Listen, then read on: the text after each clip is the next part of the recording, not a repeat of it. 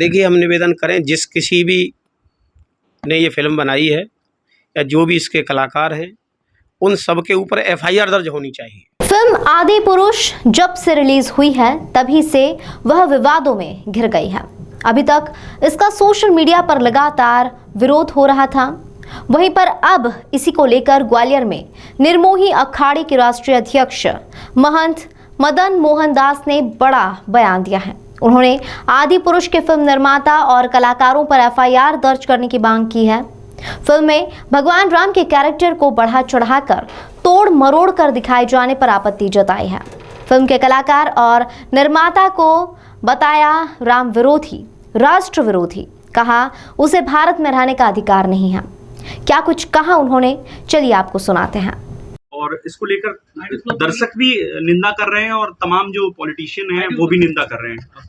देखिए, हम निवेदन करें जिस किसी भी ने ये फिल्म बनाई है या जो भी इसके कलाकार हैं, उन सब के ऊपर एफआईआर दर्ज होनी चाहिए, क्योंकि हमारे राम के प्रति बढ़ा चढ़ा करके जो अगर दिखाता है तो निश्चित वो राष्ट्र विरोधी, राम विरोधी है और सनातन धर्म का विरोधी है। उसको भारत में न रहना चाहिए और रहता है तो उसको जेल में डाल देना चाहिए तत्काल, क्योंकि राम जी के चरित्र का आदर्श पूरे विश्व में है। मर्त्यावतारस्तु हि मर्त्य शिक्षणम, मानवता राम से शिक्षा लेती है पूरे विश्व भर की।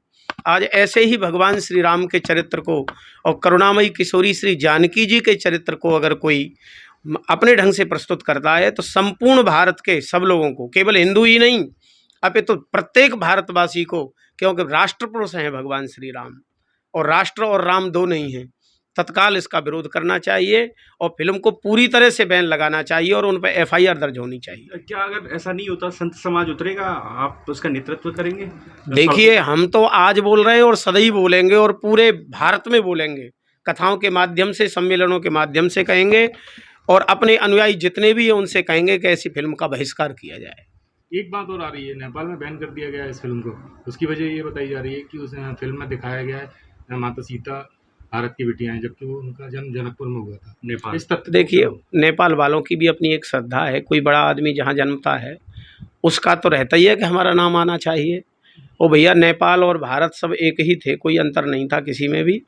और अगर ऐसा कह दिया जाए कि जनकपुर और नेपाल, नेपाल शब्द का अर्थ होता है हमारे नैयायिक संत जहाँ विद्वान निवास करते थे और न्यायपूर्वक जिस राष्ट्र का संचालन होता था उसका नाम नेपाल था। तो महाराज जनक जी वहाँ के राजा थे और जनक जी की पुत्री जानकी जी थी। उनका नाराज़गी भी कोई बहुत ख़राब नहीं है, लेकिन भारत और नेपाल तो अलग है ही नहीं। आप सहमत हैं? नहीं, बिल्कुल सहमत है उसमें भाई। दूसरी बात तो ये कर्नाटक को लेकर आपने अभी बात कही है, हेडगेवार जी और सावरकर जी के जो चैप्टर में बताए गए हैं, इस पर एक बात। देखिए, निश्चित ही कर्नाटक सरकार ने ये बहुत उचित नहीं किया है और उनकी मानसिकता ही इसमें पता चलती है। राष्ट्रभक्त वीर सावरकर और हेडगेवार को चरित्र से हटाने से, पाठ्यक्रम को हटाने का तात्पर्य है महात्मा गांधी, सुभाष चंद्र बोस, चंद्रशेखर आज़ाद, भगत सिंह आदि वीरांगना महारानी लक्ष्मीबाई, इन सब के प्रति उंगली उठाना है, क्योंकि वीर सावरकर एक बहुत बड़े राष्ट्रभक्त थे और उनके किसी भी जीवनी से राष्ट्र विरोधी गतिविधियों का कहीं भी कोई दर्शन नहीं होता है। इसलिए ऐसे व्यक्ति का जीवनी हटाना पाठ्यक्रम से निश्चित ही दुर्भाग्यपूर्ण है। महाराज जी, महारानी लक्ष्मीबाई का शहीद दिवस है और आप भी संतों को श्रद्धांजलि अर्पित करने पहुंचे, रानी लक्ष्मीबाई को भी अर्पित की, लेकिन एक दुख, एक पीड़ा है आपके मन में। किस बात की पीड़ा है, किस बात का दुख है? देखिए, महारानी लक्ष्मीबाई के सदगुरु बाबा गंगादास जी थे। शिष्य का आदर हो, शिष्य का स्मरण हो, गुरु को पूरी तरह से ठुकरा दिया जाए, ये कहीं भी किसी भी धर्म में उचित नहीं माना जाता है। महारानी लक्ष्मीबाई जिन संतों के चरणों में अपने देह का त्यागन किया और अपने देह का विसर्जन किया, ऐसे संतों ने रानी लक्ष्मीबाई के शरीर की रक्षा में अपना बलिदान किया और उस ऐतिहासिक तथ्य को पूरी तरह से पाठ्यक्रम से हटा दिया। और वर्तमान सरकार जो धार्मिकता की मोहर जिनके ऊपर लगी है, चाहे केंद्र हो या प्रदेश हो, वह भी इस तथ्य को पूरी तरह से नकार रही है। यहाँ संतों को आदर देना चाहिए।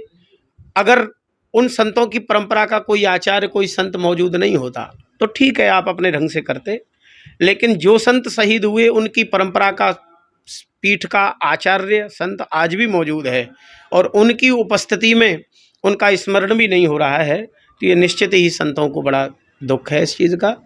और आगामी आशा करते हैं कि जो बलिदान मेला के नाम से ग्वालियर में होता है, जिसमें प्रशासन का खूब प्रचुर मात्रा में धन व्यय होता है, वो एक शाला के माध्यम से, पीठ के माध्यम से ये प्रारंभ हो। व्यवस्था पूरी सरकार करे, लेकिन संतों का निर्देशन, जैसे कुंभ में बड़ी बड़ी व्यवस्थाएं होती हैं, पूरी व्यवस्था सरकार करती है, लेकिन निर्देशन संतों का होता है। बस इतनी सी आशा है।